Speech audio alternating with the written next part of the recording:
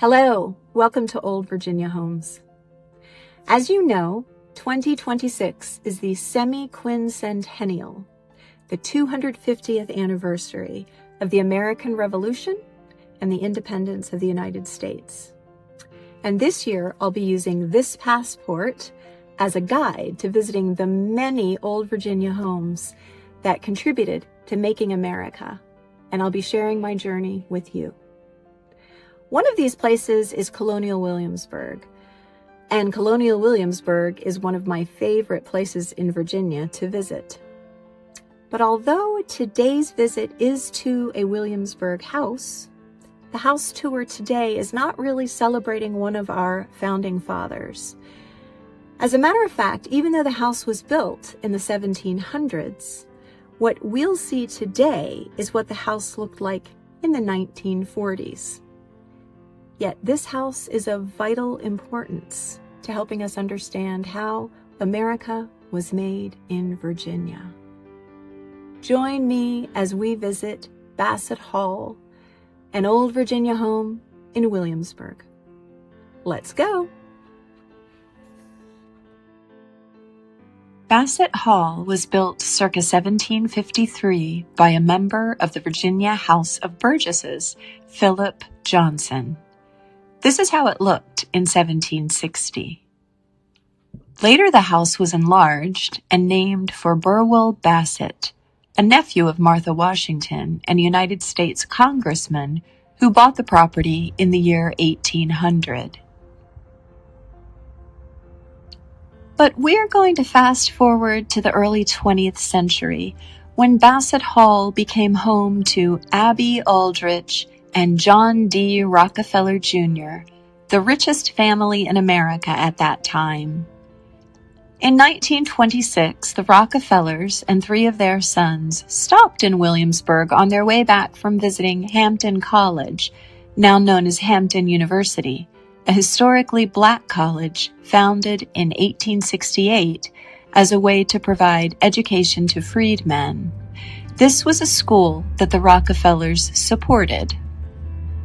John wanted to stop in Williamsburg to see the Phi Beta Kappa building being built at the College of William and Mary, another endeavor he supported.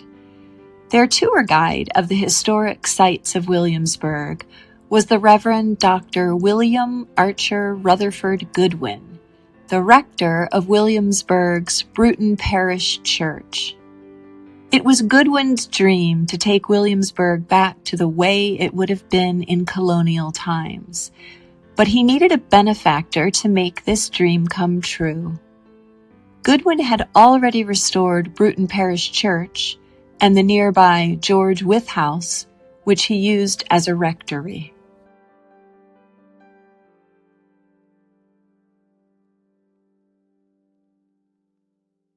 Goodwin saw past the newer 1900s-era homes and buildings, gas stations and power lines. He saw the architectural gems that remained underneath Victorian and early 20th century modifications. He saw the Williamsburg that helped form the nation.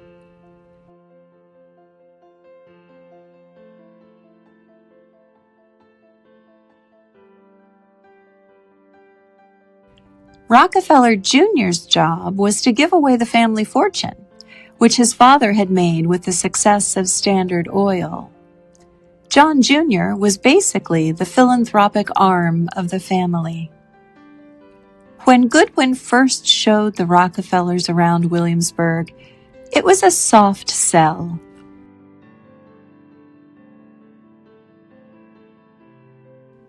He didn't initially share his huge vision, but hoped to plant a seed that would cultivate his same passion for preservation in John and Abby.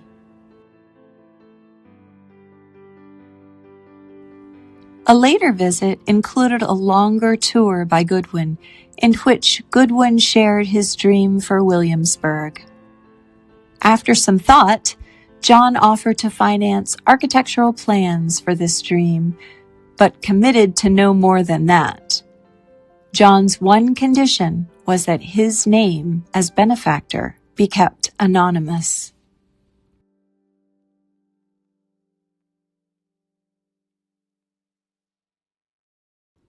Little by little, the seed that Goodwin had planted began to germinate, and Rockefeller's initial investment of $5 million grew into the $68 million venture that became Colonial Williamsburg.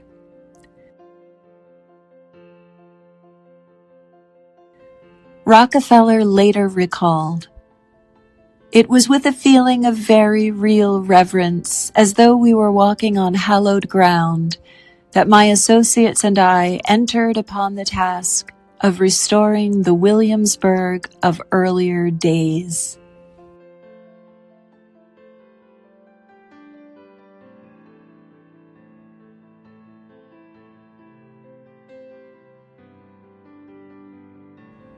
Abby shared John's devotion to this massive project. Once they both realized the amount of time they would need to spend visiting Williamsburg, they purchased Bassett Hall, the most modest of the 5 homes they owned at the time. "I wish you would buy Bassett Hall for yourself," Goodwin had said to Rockefeller. "It would give you a charming vantage point from which to play with the vision and dream which you see." Abby was thrilled with the quiet quaintness of the house, saying, "I am so happy today. John has promised me we can have Bassett Hall, and he says I can keep it if I promise not to take in tourists."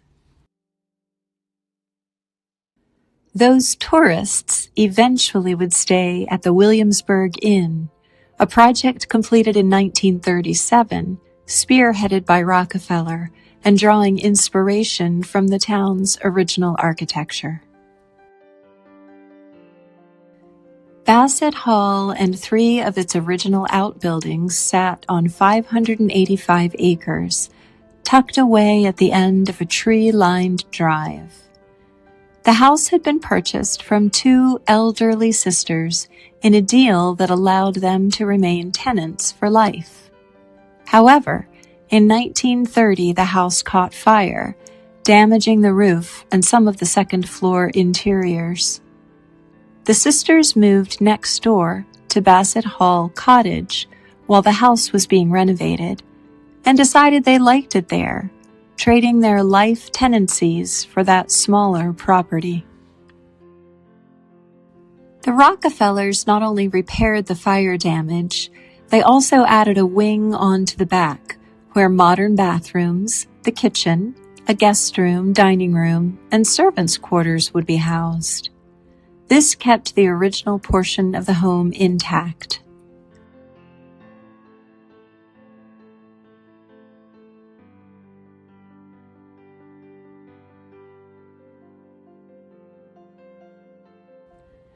Abby Rockefeller filled the home with antiques and a large collection of folk art, but made sure it remained comfortable and not museum-like.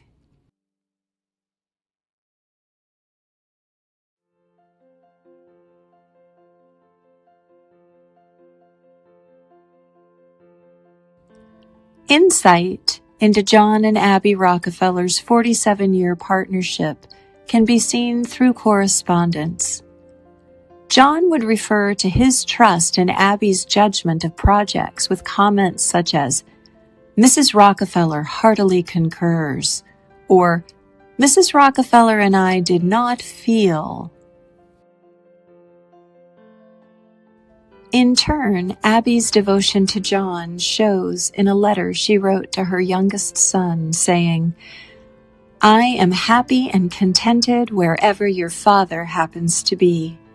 He means home to me. I really feel sorry for the unhappy people who cannot find companionship in their married lives. I do not believe that is something that happens. I think it is something that is achieved."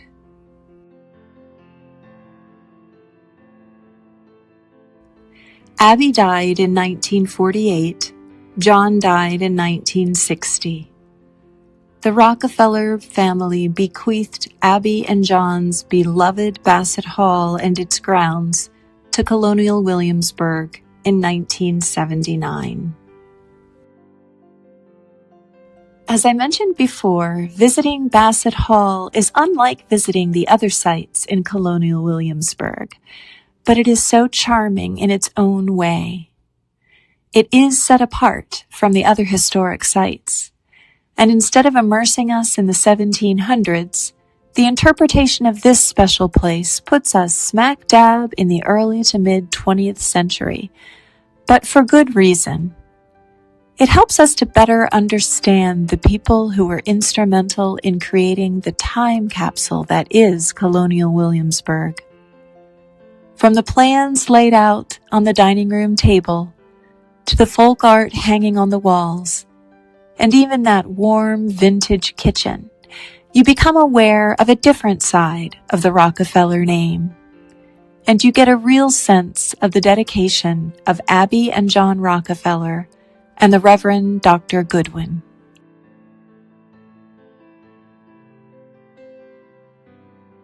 Bassett Hall has recently reopened for tours and is well worth a visit. And while 2026 is the 250th anniversary of our nation's independence, it's also the year Colonial Williamsburg is celebrating 100 years of preservation of this incredible town, since the restoration of it began in 1926.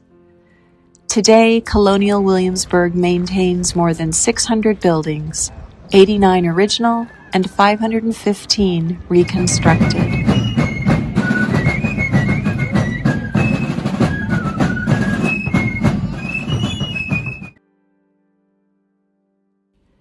Thank you for visiting Bassett Hall with me, an old Virginia home.